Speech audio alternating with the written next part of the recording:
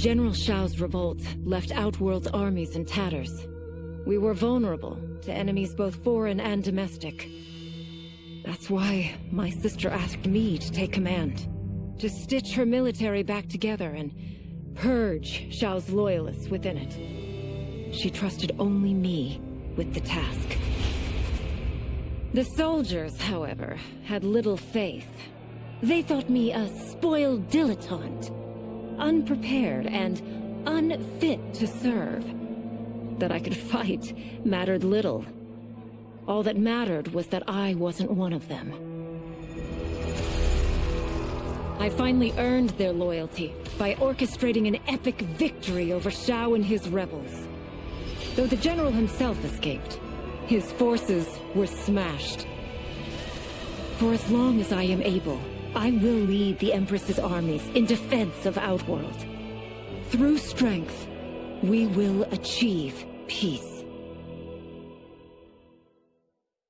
Though worried about how the public might react, I met with Baraka to discuss his Tarkatans. Speaking from his heart, he moved me. I agreed to visit his colony and see how his people lived. The conditions were atrocious. This was one of my mother's few mistakes. Like all Outworlders, she treated Tarkatans with scorn. What they deserved from us was compassion. And the only way to get it for them was to reveal my affliction. To show all my subjects that even an Empress could get Tarkat. The scandal my revelation caused was intense. But with the help of Kitana and Tanya, I emerged from it a stronger Empress than ever. My honesty, empathy, and resolve won over my remaining doubters. There is no longer any question that I am fit to lead the Empire.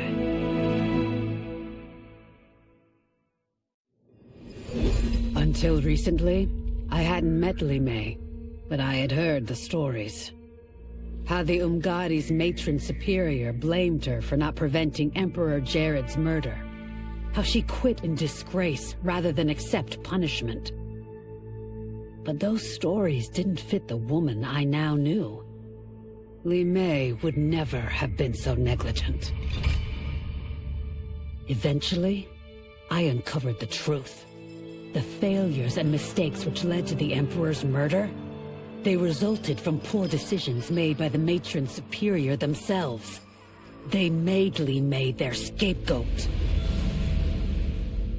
When the Empress found out, she wanted the Umgadi disbanded. But I convinced her that it could be reformed. To make sure it did, she put me in charge. I am humbled by this sacred responsibility. The Umgadi, my sisters, they are my life. I will not let them be brought down by the acts of a selfish few.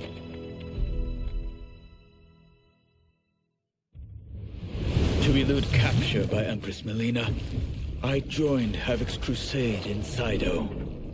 There I summoned more magic than I thought possible, and drowned out the old regime. Havoc's longed-for anarchy had been achieved.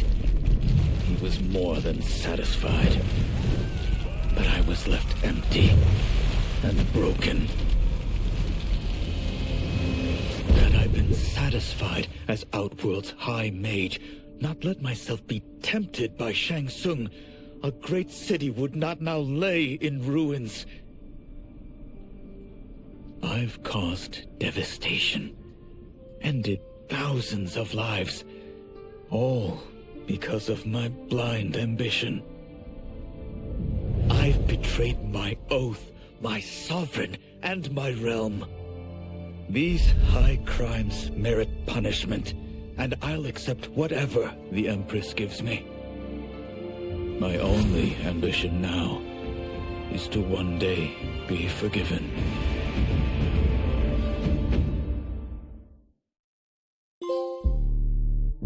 After escaping Leichin prison, I was hounded by the Imperial Police. I needed a place to hide and to recuperate while I plotted the best way forward.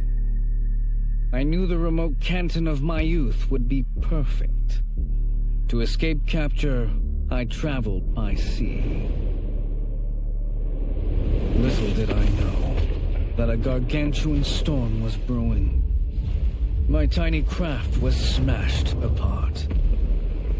I closed my eyes, waiting to drown, hoping that the Netherrealm wouldn't claim my soul. But when I reopened them, I found myself not in hell, but on a deserted island. From its ruins, I could tell that great sorcerers had once lived there.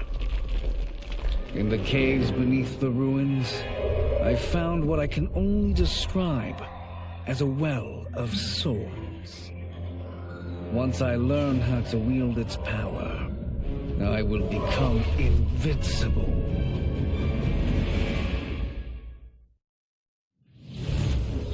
The battle had been lost, but the war isn't over.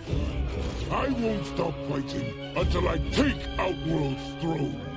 That they thought Leichin prison would hold me is laughable. Once free, I began planning my next campaign. I would need an unstoppable army to overthrow Melina. Unfortunately, most of my former soldiers lacked the courage to rally to my standard.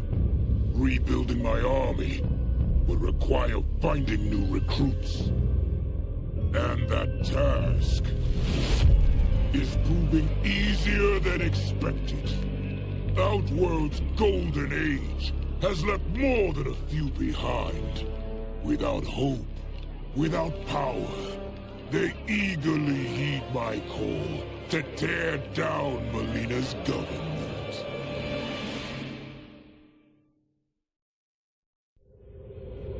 As the darkness enveloped me, I took a long last look at my family. I did not expect to see them again until their souls joined mine in the living forest. But miraculously, my beloved husband delivered me from oblivion. Though he couldn't save my body, Jared had preserved my soul. Like him and countless others, I am now a part of Ermac. Yet ours is not a peaceful repose. The collected souls within Ermac have their own needs and agendas. Before we can speak as one, we must first reach consensus. I had thought, as the former rulers of Outworld, I and Jared would hold sway. But here we are, two souls among many thousands, fighting for the right to be heard. And if there is one thing we do well together, it is fight. We will win the right to govern Ermac as we once had governed Outworld. And we will rule for the benefit of all.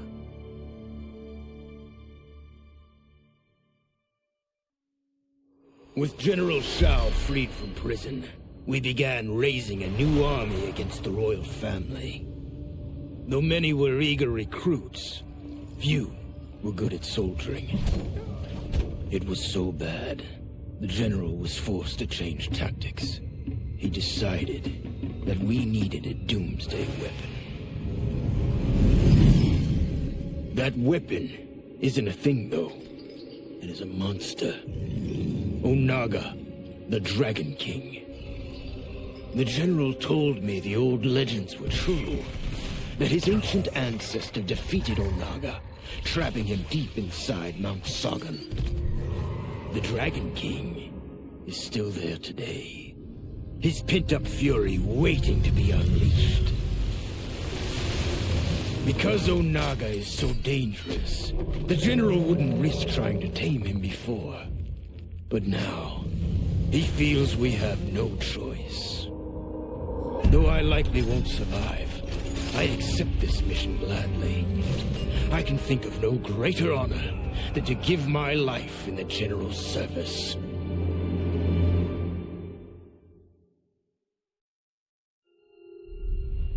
Kuai Liang and I were working hard to build our new clan. But even with the help of his close friend Harumi, it was difficult. The biggest problem was finding the right initiates.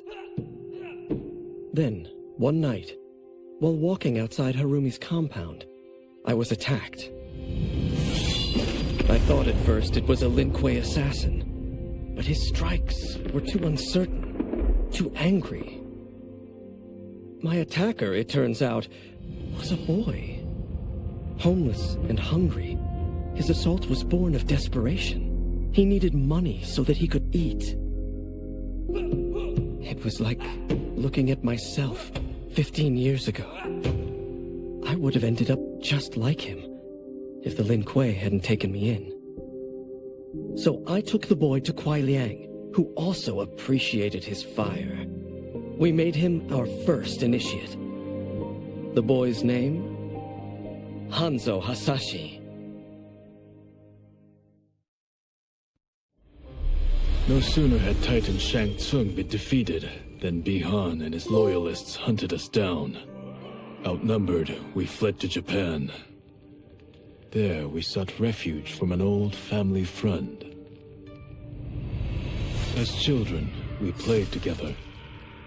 But Harumi Shirai was a woman now, the head of her clan. Her strength, beauty, and intellect awed me. Also incensed by Bi-Han's betrayal, Harumi agreed to help me forge a new clan, one that would stand against him and defend Earthrealm.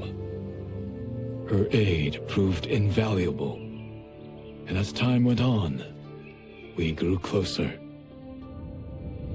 To honor Harumi and pay respects to my new bride, I named the clan after her, calling it the Shirai Ryu.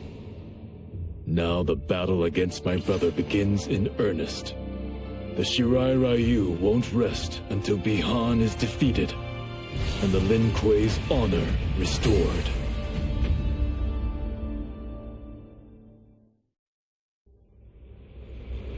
I had broken the Lin Kuei free of Liu Kang's enslavement. We were now masters of our destiny, and could take our place among Earthrealm's great nations. But taking and holding territory would require a vast army. I needed more fighters to make our presence felt. Then I recalled Shang Tsung's dragon warriors. An army of them would be unstoppable. But trafficking in such strong magic would surely draw Liu Kang's attention. Sector advised that we avoid detection by building our army using science, not sorcery. We've invested much into this endeavor, and we are beginning to see results. Once again proving the depths of Sector's genius. When we are done, all of Earthrealm will honor our desires and heed our demands. If not, they will face the Lin Kuei's wrath.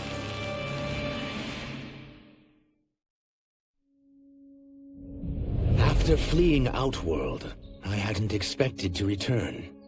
But then, I also hadn't expected the new Empress to make me an offer I couldn't refuse. To thank me for helping stop General Shao's rebellion, she asked me to be her emissary to the Zaterrans. Going home, bearing the seal of the royal house, I would show, once and for all, that my mutation wasn't to be feared. That it wasn't a source of shame. To my surprise, I was welcomed. But those warm smiles hid a dark secret. I stumbled upon a trove of official records, which showed that my shape-shifting ability isn't unique. Many Zaterrans are born with it, but are killed by their government to keep it from spreading. Who started this barbaric policy? Who is now enforcing it is unknown. But I will find out. And I will put an end to this madness.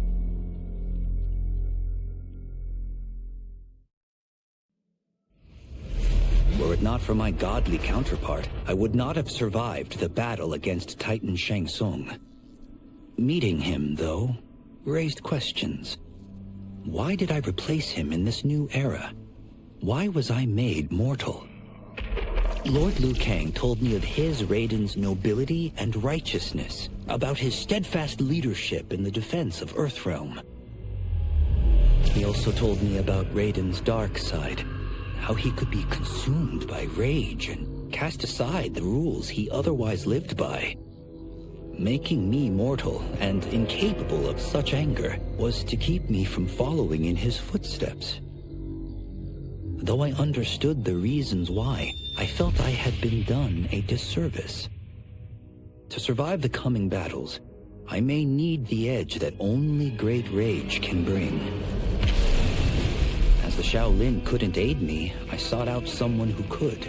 Someone to stoke the fire within me and teach me to master it. For this, I could have no better teacher than the Shirai Ryu's Grand Master.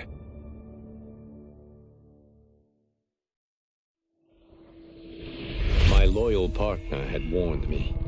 Reclaiming my power as Keeper of Time might have unforeseen consequences. In this, as in most things, he proved prescient. The process I had undergone did irreparable harm to my body. Taking back my power had cost me my immortality. While my lifespan would still stretch across eons, I would one day perish. And if the war with Titan Shang Tsung taught me anything, it is that this timeline is not safe without a protector. Yet I had never given thought to choosing a successor. Who is it that could replace me and protect my new era? The answer, of course, is Geras. Tireless and meticulous, he is perfectly suited to be entrusted with this grave duty. And no one knows better the temptations of the Hourglass. I have no doubt he will be above them.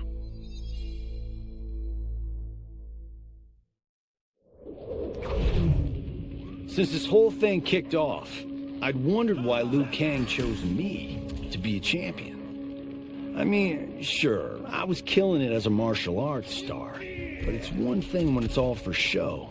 It's different when you're playing for keeps. Then Liu Kang let me in on his master plan. He wanted the masses to know about the world beyond them, the one filled with gods and monsters, and he wanted me to tell him about it. But I knew revealing the truth all at once would be too shocking of a plot twist for most. That's why I pitched doing a bunch of stories, to slowly get people used to it. And if there's one thing I can do, besides kick ass in combat, it's build a cinematic universe. I'm serving up movies, streaming series, games, you name it. I like that I'm doing a public service. And it doesn't hurt that I'm making more than a few bucks. It's the kind of synergy that would make any studio mogul proud.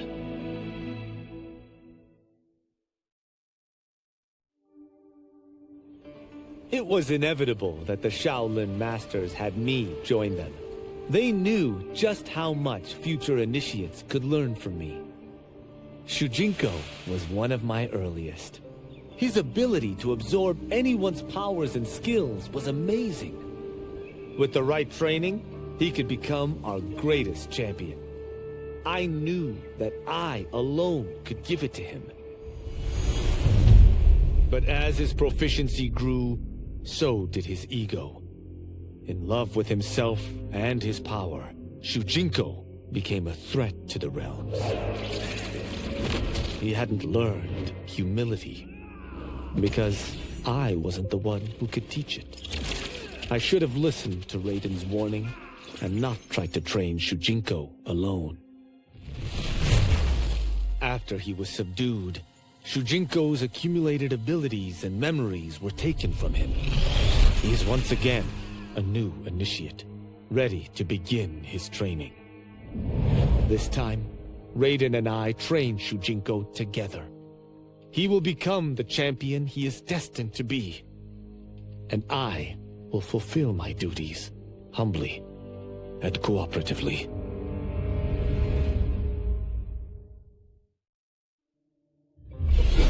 As her reign began, Empress Mileena faced many challenges. To meet them, she turned to the people she trusted. Her sister to lead her army, and me to lead her Imperial police. Though I missed Empress Sindel dearly, I was glad my ties with her family had been mended. But while it was an honor to be made responsible for Outworld's internal security, I soon realized accepting the appointment was a mistake. I'm not cut out to be a bureaucrat, nor am I patient enough to navigate the Imperial Court's politics. I was at my best patrolling Sundo's streets, when I could feel the city's pulse and serve and protect its citizens directly. That's why I resigned my post and resumed my role as Sundo's first constable. I end each day knowing I've made a difference.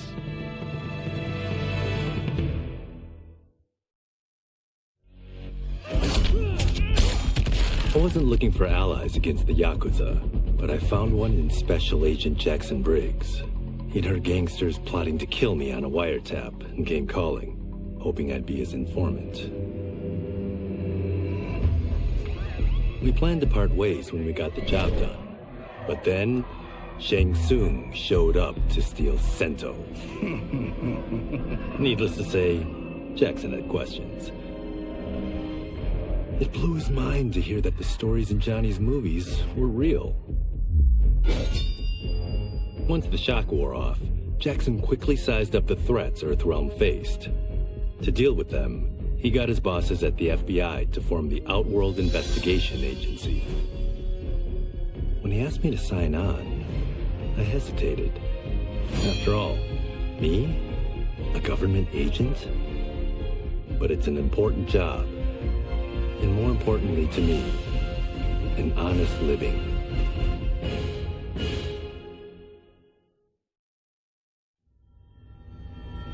While the regime had changed, little else had. My people still suffered in silence, ignored by the rest of Outworld. Though now I knew Empress Mileena's secret, that she was also afflicted with Tarkat. If anyone would help, it would be her.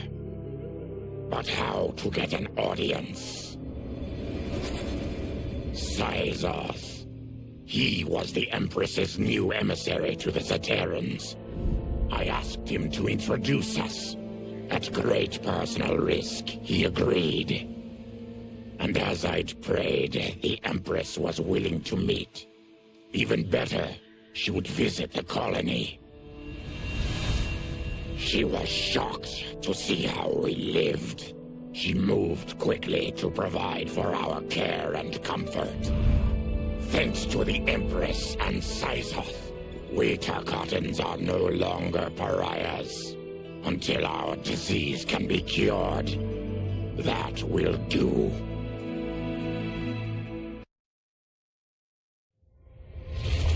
Though the barriers between timelines had been rebuilt, there was no question that they could again be broken. Protecting this timeline would require eternal vigilance, so that it could not fall victim to further outside aggression. But nothing in my countless lifetimes had prepared me for this task. In none of them had multiple timelines ever coexisted. Monitoring them for threats was an entirely novel problem. It would require a novel solution. I discovered that though the timelines no longer touched, their meeting had left them intertwined. I can now secretly surveil all timelines, keeping watch for potential danger. It pleases me to do this service for the new era. Lord Liu Kang may rest assured that it is secure.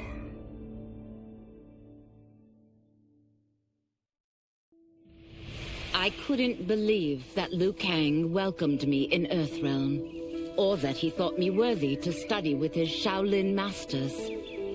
After a lifetime of wishing for one, I finally had a home. But my joy was tempered as I thought about Serena. My shadow sister was still under Quan Chi's yoke, and she deserved a life free of him as much, if not more, than I. Quan Chi and my other sisters proved tenacious, but they were no match for my blade. I snatched Serena from them. Then Liu Kang helped me break Quan Chi's spell. Her mind free of his influence for the first time in years, Serena chose to join me in Earthrealm. My sister and I once again fight side by side, only now we do so for Earthrealm. Together, we have formed the Order of Light. Quan Chi's plot collapsed. Along with it, my plan to secure new beings to feed my starving people. Because I'd advocated for partnering with him, I was held responsible. If I didn't seize for Viternus' new feeding grounds, the Coven would banish me. But then, I had a revelation. I didn't need to conquer realms to feed my people. I simply needed to capture enough beings to breed them. Once they multiply, Viternus will have a limitless, renewable source of food. And I only need a few thousand to start. A number so small compared to the billions in the realms that no one will notice as people go missing. But it will be more than enough to establish our breeding stock and feed a ravenous Viternus.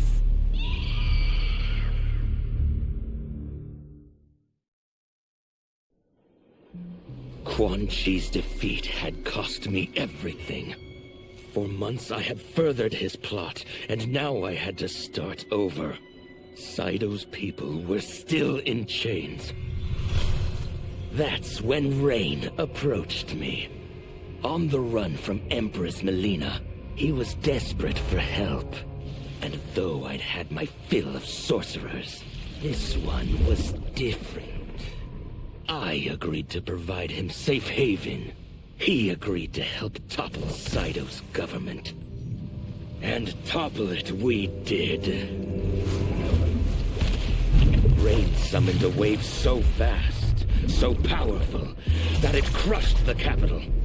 Saido's fascist rulers were swept away. My people are finally free. They can chart their own course, needing only to follow their own desires. Their lives are now blessed by anarchy.